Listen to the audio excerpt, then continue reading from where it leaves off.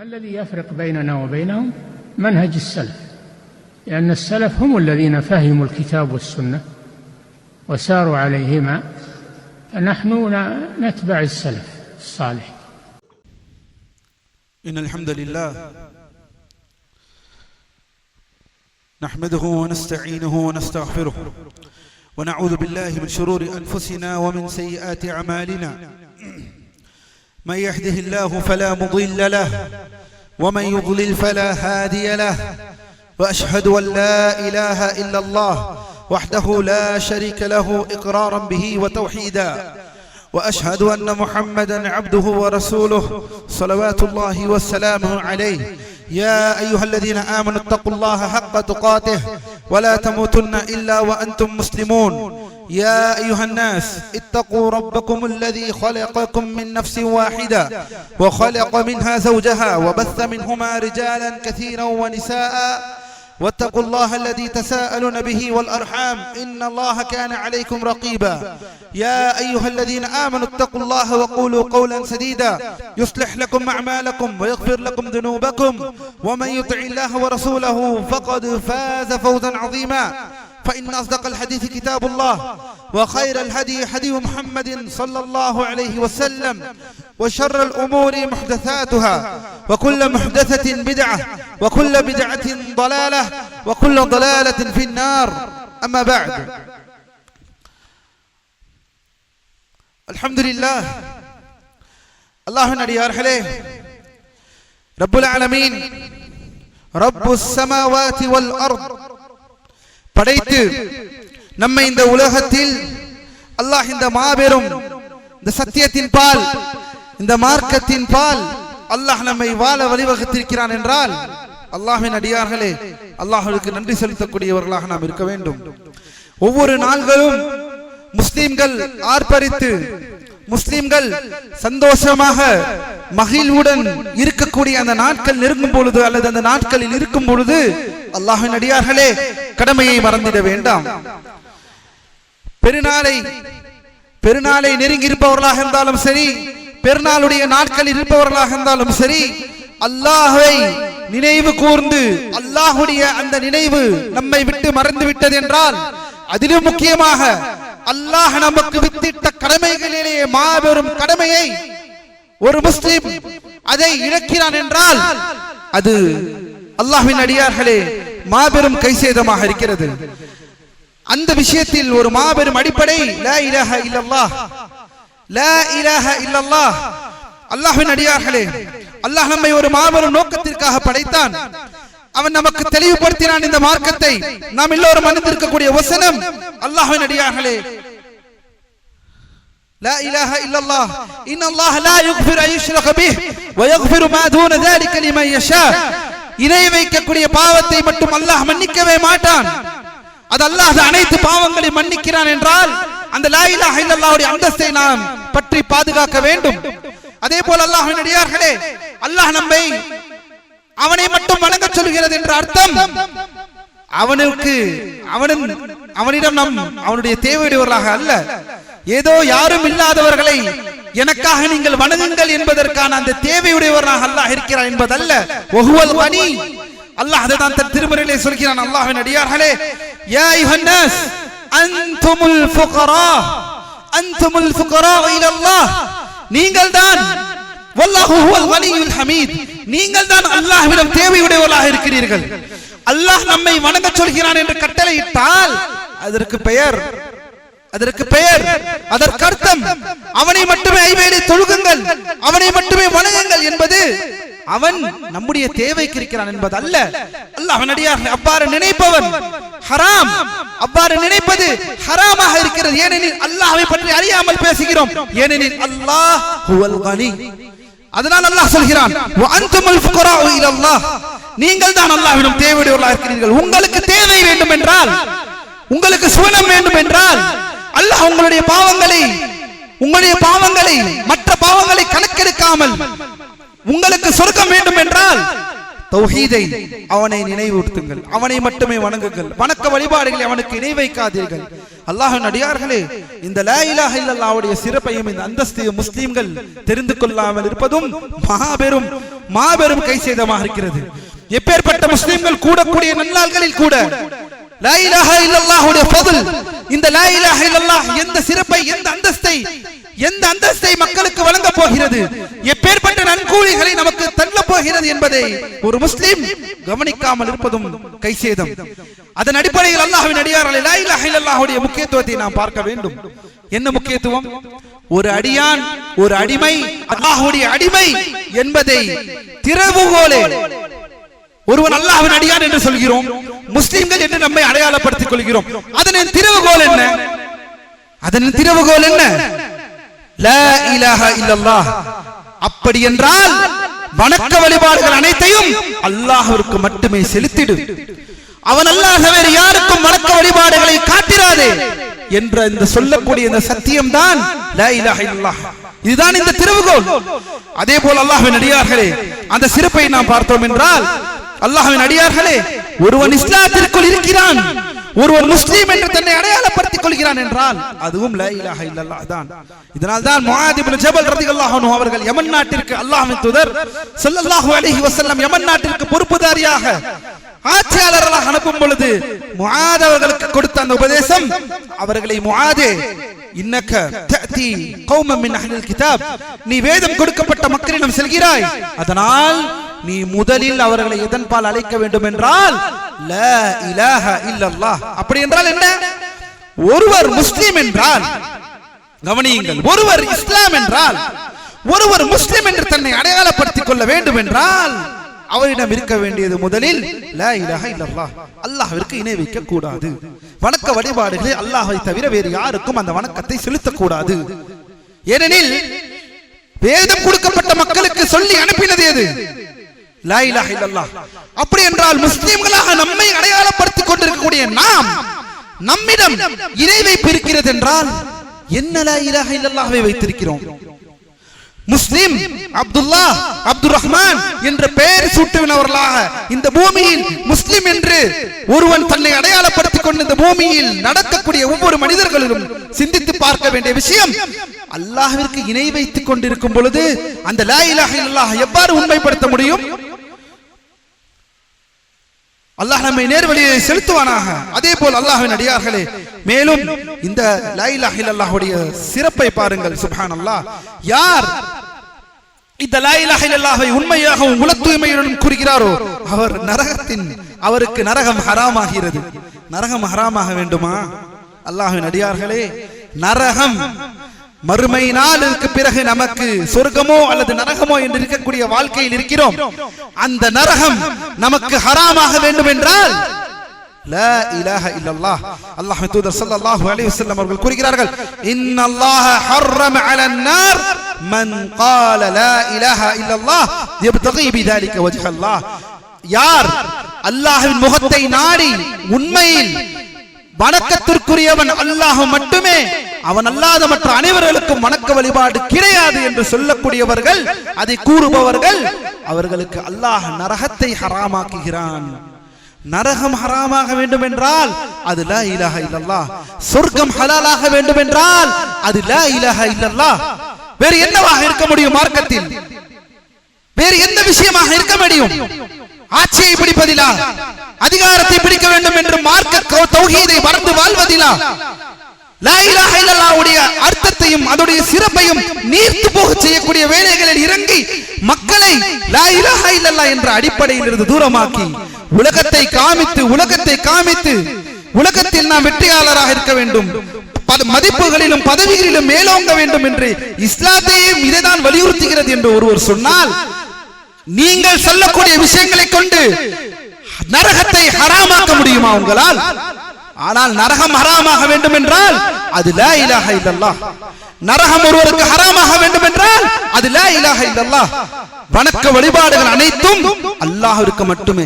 இதில் சீர்திருத்தம் பெறவில்லை என்றால், இதில் ஒரு சமூகம், இதில் ஒரு ஜமாத், இதில் ஒரு ஜமியா, இதில் ஒரு எந்த ஒரு கூட்டம், எந்த ஒரு கட்சியாக இருந்தாலும் சரி, இதில் சீர்திருத்தம் பெறவில்லை என்றால், தங்களுடைய கூட்டம் லா இலாஹா இல்லல்லாஹ் இந்த அந்தஸ்தை மக்கள் அனைவருக்கும் முதலில் இதுதான் போய் சேர வேண்டும். வேண்டும், வணக்க வழிபாடுகளில் அல்லாஹ்விற்கு இணை வைக்க கூடாது என்பது போய் சேரவில்லை என்றால் எந்த ஒரு கூட்டமும் வெற்றி பெற்ற கூட்டமாக இந்த சரித்திரம் நமக்கு காண்பிக்கவில்லை.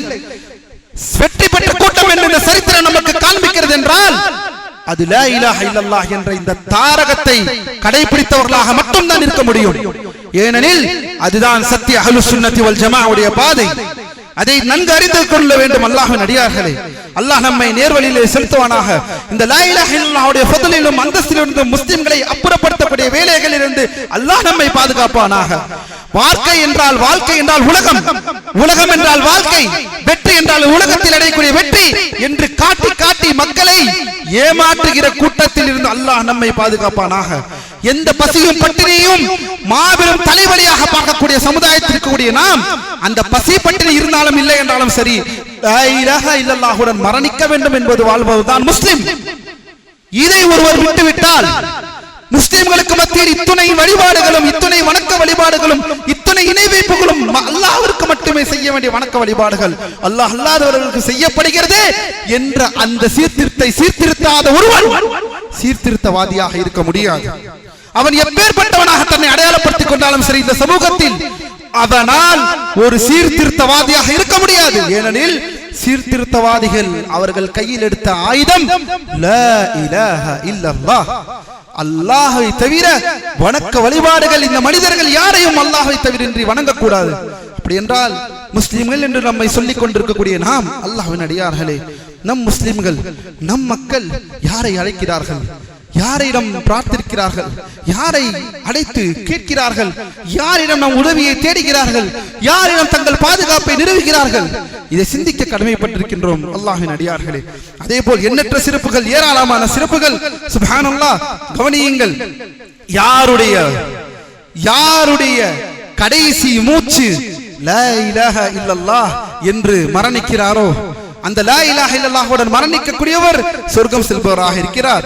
அல்லாஹ் தூதர் ஸல்லல்லாஹு அலைஹி வஸல்லம் கூறினார்கள், மன் கான ஆகிரு கலாமிஹி மின துன்யா லா இலாஹ இல்லல்லாஹ் தഖலல் ஜன்னah. யாருடைய கூற்று கடைசி மரணத்தில் லா இலாஹ இல்லல்லாஹ் என்று கூறி மரணிக்கிறார், அவருடைய வார்த்தை லா இலாஹ இல்லல்லாஹ் என்று இருக்கணும் என்றால் அவர் சொர்க்கம் செல்கிறார். எப்படி நம்முடைய வாழ்க்கையின் கடைசி வார்த்தை லா இலாஹ இல்லல்லாஹ் இருக்க முடியும்?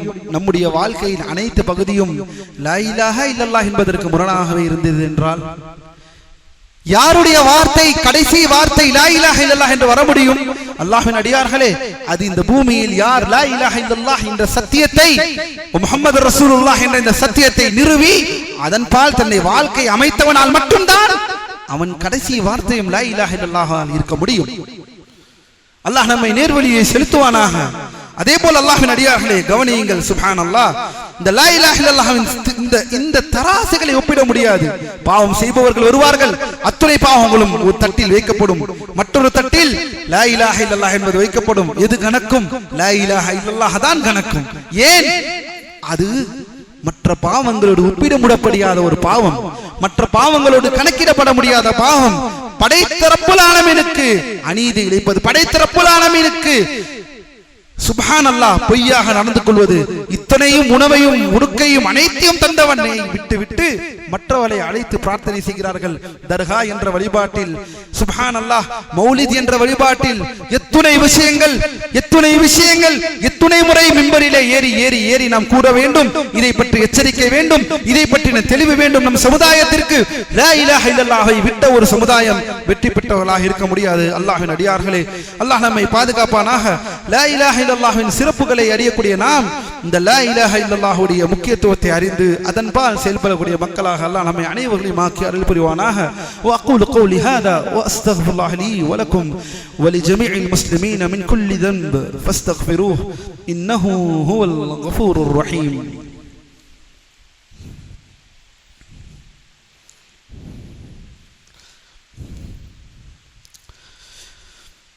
الحمد لله على إحسانه والشكر له على توفيقه وامتنانه واشهد أن لا إله إلا الله وحده لا شريك له تعظيما لشأنه واشهد أن محمدا عبده ورسوله صلوات الله وسلامه عليه. அல்லாஹ்வின் அடியார்களே, இந்த ஜும்ஆவுடைய இந்த உரையில் இரண்டு மிக முக்கியமான விஷயங்களோடு இந்த ஜும்ஆவின் உரையை நான் நிறைவு செய்கிறேன். இந்த இரண்டு மிக முக்கியம், கவனமாக கேளுங்கள். எந்த லா இலாஹ இல்லல்லாஹை நாம் இப்போது பார்த்தோமோ, எந்த லா இலாஹ இல்லல்லாஹுடைய அந்த அந்தஸ்தை பார்த்தோமோ, அதே சமயம் லா இலாஹ இல்லல்லாஹ் என்று சொல்லக்கூடிய ஒவ்வொரு முஸ்லீமும் கவனமாக இருக்கக்கூடிய இரண்டு விஷயங்கள் என்னவென்றால், இந்த மகத்தான கலிமா லா இலாஹ இல்லல்லாஹ்வின் பொருள் பற்றியது. அல்லாஹ்வின் அடியார்களே, பலர் இதை சொல்கிறார்கள், ஆனால் இதன் உண்மையான அர்த்தத்தையும் அதன் உள்ளடக்கத்தையும் சரியாக அறிவதில்லை. இந்த கலிமாவின் சிறப்புகள் இதை சொல்பவர்களுக்கு கிட்டாமல் போவதற்கும் இதுவும் ஒரு பெரிய காரணம் என்பதில் நமக்கு சந்தேகம் இல்லை.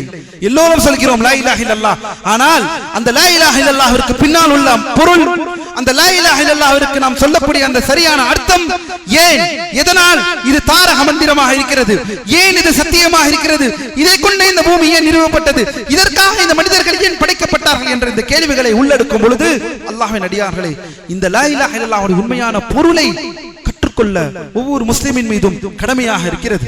இதை விட்டுவிட்ட ஒரு சமுதாயம் நிச்சயமாக அல்லாஹ்வின் அடியார்களே லா இலாஹ இல்லல்லாஹ் என்ற இந்த சத்தியத்தின் பால் அதை செயல்படுத்த முடியாது. அப்படி என்றால் என்ன, லா இலாஹ இல்லல்லாஹ் என்பதன் பொருள் என்ன? கவனமாக கேளுங்கள். அல்லாஹ்வை தவிர வேறு யாரும் உண்மையில் வணக்கத்திற்குரியவர்கள் யாரும் இல்லை என்று ஏற்றுக்கொள்வதாகும். அல்லாஹ்வை தவிர வேறு எவருக்கும் பயப்படுவதோ, அல்லாஹ்விற்கு அல்லாஹ்வை நேசிப்பதை போல் வேறு யாரையும் நேசிப்பதோ, அல்லது அவர் மீது சார்ந்திருப்பதோ, அவரிடம் உதவி தேடுவதோ, நம்பிக்கை கொள்வதோ, முழுமையாக சார்ந்திருப்பது என்ற உள்ளத்தின் அடிப்படையில் ஏற்படக்கூடிய வணக்க வழிபாடுகள் அனைத்தையும் அல்லாஹ்விற்கு மட்டுமே செலுத்துவது. ஏனெனில் வணக்க வழிபாடு என்பது அல்லாஹ்வின் அடியார்களே வெறுமன கைகளிலால் தொழக்கூடிய தொழுகை மட்டுமல்ல. உங்களுக்கு ஒரு ஆபத்து என்று வரும்பொழுது அந்த ஆபத்தில் நீங்கள் யாரை நினைக்கிறீர்கள்? உங்களுக்கு ஒரு பேரிடர் என்று வரும் பொழுது அந்த பேரிடரிலிருந்து என்னை காப்பாற்றுபவன் யார் என நினைக்கிறீர்கள்? இது அனைத்தும் வணக்க வழிபாடு. வணக்க வழிபாட்டை உலமாக்கள் வகுத்தரும் பொழுது வணக்க வழிபாடுகள் வெறுமன செயலினால் மட்டும் அல்ல, தக்பீர் கட்டுவதோ, கையை தூக்கி நெஞ்சிலே வைப்பதோ, அல்லது ருக்கு செய்வதோ, சஜிதா செய்வது மட்டுமல்ல வணக்க வழிபாடு. இதெல்லாம் வெளிப்புறமான வணக்க வழிபாடுகள்.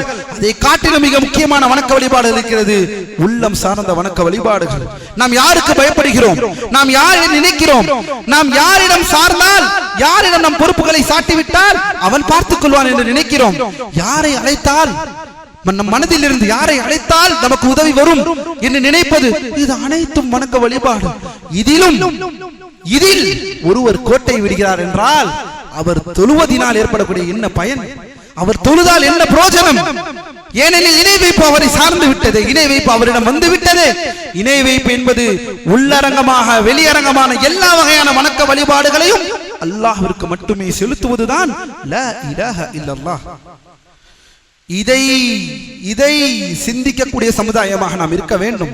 இந்த லா இலாஹ இல்லல்லாஹ்வை சரியான பொருளை கூட அடையாமல் தர்காவுக்கு செல்வார், லா இலாஹ இல்லல்லாஹ் என்று கூறுவார், யா கௌஸ் யா முஹிதீன் என்று அழைப்பார், லா இலாஹ இல்லல்லாஹ் என்று சொல்வார். நேர்ச்சை செய்வார் அல்லாஹ் அல்லாதவர்களுக்கு. மௌலிதிலே நபி ஸல்லல்லாஹு அலைஹி வஸல்லம் அல்லாஹ்வோடு இணை வைக்கிற அளவிற்கான வார்த்தைகளை உச்சரிப்பார். உதவி தேடும் பொழுது பிள்ளை பாக்கியம் இல்லை என்றால் ஒரு இடத்திற்கு போய், ஒரு தர்காவிற்கு போய் அங்கே அறுத்து பலி கொடுப்பார். ஆனால் இவரும் லா இலாஹ இல்லல்லாஹ் என்பதை சொல்வார். லா இலாஹ இல்லல்லாஹ் என்று முஸ்லிம் இல்லை என்று சொன்னால் அவ்வளவு கோபம் வந்துவிடும். நான் முஸ்லிம் இல்லையா? அல்லாஹ் தான் என்னுடைய என்னுடைய இறைவன், என்னுடைய இரட்சகன் என்று ஏற்றுக்கொண்டிருக்கக்கூடிய நான் என்னை முஸ்லிம் இல்லை என்று சொல்கிறீர்களா என்று கோபம் வரும். ஆனால் நாம் சொல்லக்கூடிய பதில் என்ன? அல்லாஹ் தான் என்று இவை அனைத்தையும் ஏற்றுக்கொண்ட நீ அந்த அல்லாஹ்வை மட்டுமே வணங்க வேண்டும் என்பதற்காகத்தான் நபி முஹம்மது ஸல்லல்லாஹு அலைஹி வஸல்லம் இடம் வந்தார்கள். அல்லாஹ்வின் அடியார்களே, மறுபடியும் சொல்கிறேன், இந்த முஹம்மது என்ற மாபெரும் இந்த இறை தூதர் ஏதோ அல்லாஹ் என்பவர்கள் யார் என்றே தெரியாத ஒரு மக்களுக்கு வரவில்லை. அவர்கள் அல்லாஹ் என்பவனை இறை இரட்சகனாக ஏற்றுக்கொண்ட மக்களிடம் தான் வந்தார்கள். ஆனால் அவர்களிடம் இருந்த பெரிய தப்பு, பெரிய பாவம், அல்லாஹ் என்று இறைவன், உனக்கு உணவளிப்பவன் அல்லாஹ், உனக்கு மழையை பொழிப்பவன் அல்லாஹ், உயிர்ப்பிப்பவன் அல்லாஹ், மரணிக்க செய்வன் அல்லாஹ் என்ற அனைத்தையும் அல்லாஹ் என்று கூறுகிறாயே மடையர்களே, அப்படி அப்படி என்றால் அந்த வணக்க வழிபாட்டையும் அல்லாஹ்விற்கே நிகழ்த்துங்கள் என்று சொல்வதற்காகத்தான் நபி முஹம்மது ஸல்லல்லாஹு அலைஹி வஸல்லம் நபியாக பிரகடனப்படுத்தப்பட்டார்கள் அந்த மக்களுக்கு. அது இன்று வரை இந்த உம்மத்திற்கு அந்த அழைப்பு செய்தி தான் இருக்கிறது. அப்படி என்றால் வெறுமன மலையை பொழிப்பவன் அல்லாஹ், அல்லாஹ் தான் என் ரப்பு, அல்லாஹ் தான் ரட்சகன், வானத்தை படைத்தவன் அல்லாஹ், பூமியை படைத்தவன் அல்லாஹ், அனைத்தையும் படைத்தவன் அல்லாஹ் அல்லாஹ் அல்லாஹ் என்று சொல்வதனால் மட்டும் ஒருவருடைய இஸ்லாம் முழுமை அடையாது. அப்படி ஒரு இஸ்லாம் முழுமை அடைந்திருந்தால் மக்காவிலே அன்று வாழ்ந்த அபூ லஹபின் இஸ்லாம் முழுமை அடைந்திருக்கும். ஏன் போரிட்டார்கள்? ஏன் சண்டையிட்டார்கள்? ஏன் அபூஜஹலிடம் சண்டை? ஏன் அபூஜஹலிடம் பிரச்சனை? ஏன் உத்பாவிடம் பிரச்சனை? ஏன் ஷைபாவிடம் பிரச்சனை? ஏன் இப்பேற்பட்ட அந்த காலத்தில் மக்காவில் இந்த குறைஷி தலைவர்களும் ஏன் இவ்வளவு சச்சரவு? இத்தனையும் அல்லாஹ் என்று சொல்லக்கூடிய நீ வணக்க வழிபாடுகளில் அல்லாஹ்வோடு சேர்த்து மற்றவர்கள் இணை வைக்கிறாய், இதுதான் தவறு, இதற்காகத்தான் நீ முஸ்லிம் இல்லை என்று அல்லாஹ்வின் தூதர் போர் செய்தார்கள். நாம் என்ன இஸ்லாத்தில் இருக்கிறோம்? நாம் என்ன இஸ்லாத்தில் இருக்கிறோம்? நாம் எப்படிப்பட்ட இஸ்லாத்தில் இருக்கிறோம்? அவர்களைப் போலவே அதே கொள்கையில் இருக்கிறோமா? அல்லாஹ் தான் அல்லாஹ் தான் அல்லாஹ் தான். வணக்கம் என்று வந்துவிட்டால், அழைத்து பிரார்த்தனை செய்வது வந்துவிட்டால், அல்லாஹ் அல்லாஹ் அழைப்பது என்றால், பலி கொடுப்பது என்றால், மனதிலே நினைப்பது என்றால், பிள்ளை பாக்கியம் வேண்டும் என்றால், இது அனைத்தையும் அல்லாஹ் அல்லாஹ்விற்கு கொடுத்தீர்கள் என்றால் என்ன இஸ்லாம்? அந்த வணக்க வழிபாடு அனைத்தும் அல்லாஹ்விற்கே இருக்க வேண்டும் என்பதுதான் இஸ்லாம். அல்லாஹ் நம்மை நேர்வழியை செலுத்துவானாக. இந்த அடிப்படையை அல்லாஹ்வின் அடியார்களே அப்படி வந்துதான் விளக்க வேண்டும் என்றது அல்ல. அல்லாஹ் ஃபித்ராவிலே இயல்பாகவே அல்லாஹ் இந்த அறிவை நமக்கு வழங்கி இருக்கிறான். இத்தனையும் படைத்தவன் ஒருவன் தான் வணக்கத்திற்கும் தகுதியானவனாக இருக்க முடியும். இந்த ஒரு விஷயத்தை பார்த்தோம் என்றால், இந்த இரண்டாவது விஷயம், அல்லாஹ்வின் அடியார்களே, அல்லாஹ் நம்மை பாதுகாப்பானாக. லா இலாஹா இல்லல்லாஹ் என்று கூறுவதால் கிடைக்கும் அந்த சிறப்புகளும் நன்மைகளும் வெறும் நாவினால் உச்சரிப்பதன் மூலம் மட்டும் அல்ல, கிடைத்து விடாது. அது எல்லாரும் அறிந்திருக்கிறோம். நயவஞ்சகர்கள் இதைத்தான் தன்னுடைய நாவினால் கூறினார்கள். நயவஞ்சகர்கள் லா இலாஹா இல்லல்லாஹ் என்று கூறவில்லையா? முனாஃபிகூன்கள் லா இலாஹா இல்லல்லாஹ் என்பதை சொல்லவில்லையா? லா இலாஹா இல்லல்லாஹ் என்று கூறினார்கள். ஆனால் அவருடைய ஈமான் உள்ளத்தில் புகுரவில்லை என்று அல்லாஹ் சொல்கிறான். அதனால் அல்லாஹ்வின் அடியார்களே, இப்படிப்பட்ட இந்த லா இலாஹா இல்லல்லாஹ் என்பது எல்லாம் மாபெரும் கொள்கை சார்ந்த விஷயம். ஒரு முஃமினின், ஒரு முஸ்லிமின் கொள்கை இதில் ஊன்று இருக்க வேண்டும். இதில் ஊன்று இருக்கவில்லை என்றால் எத்துணை விஷயங்களை அவன் செய்தாலும் சரி, மற்ற பிற அமல்களை செய்திருந்தாலும் சரி, நிச்சயமாக அல்லாஹ்வின் அடியார்களே அவருடைய இஸ்லாம் முழுமை பெறாது. இதைத்தான் அல்லாஹ் நமக்கு வலியுறுத்துகிறான். இதைத்தான் அல்லாஹ்வின் தூதர் ஸல்லல்லாஹு அலைஹி வஸல்லம் நமக்கு மார்க்கமாக நமக்கு போதித்தார்கள். அல்லாஹ்வின் அடியார்களே, வெறுமன நாவினால் சொல்லக்கூடிய முஸ்லிம்களாக அல்ல, நாம் நம்முடைய உள்ளத்தால் அதை சத்தியம், வணக்கத்திற்கு தகுதியானவன் அல்லாஹ் மட்டுமே, அனைத்து வணக்க வழிபாடுகளும் நான் அல்லாஹ்விற்கு மட்டுமே நிகழ்த்துவேன், தௌஹீதிலே சிறந்து இருப்பேன், இணை வைப்பிலே இருக்க மாட்டேன், சுன்னா நபி வழியை போற்றுவேன், பித்அத்தின் பால் இருக்க மாட்டேன், பாவங்களை செய்ய மாட்டேன், சஹாபாக்களின் வழியின் பால் நிற்பேன் என்று சொல்வதுதான் இஸ்லாம். அல்லாஹ்வின் அடியார்களே, அப்படிப்பட்ட அந்த இஸ்லாமை, அப்படிப்பட்ட அந்த லா இலாஹா இல்லல்லாஹை அல்லாஹ் நம்ம அனைவருக்கும் ஆக்கி அருள் புரிவானாக. إن الله وملائكته يصلون على النبي يا أيها الذين آمنوا صلوا عليه وسلموا تسليما عباد الله إن الله يأمركم بالعدل والإحسان وإيتاء ذي القربى وينهى عن الفحشاء والمنكر والبغي يعظكم لعلكم تذكرون فاذكروا الله يذكركم واشكروه على نعمه يزدكم ولذكر الله أكبر والله يعلم ما تصنعون.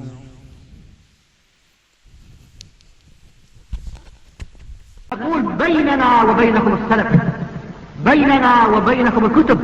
كان أحمد يقول البدع بيننا وبينكم الجنائز.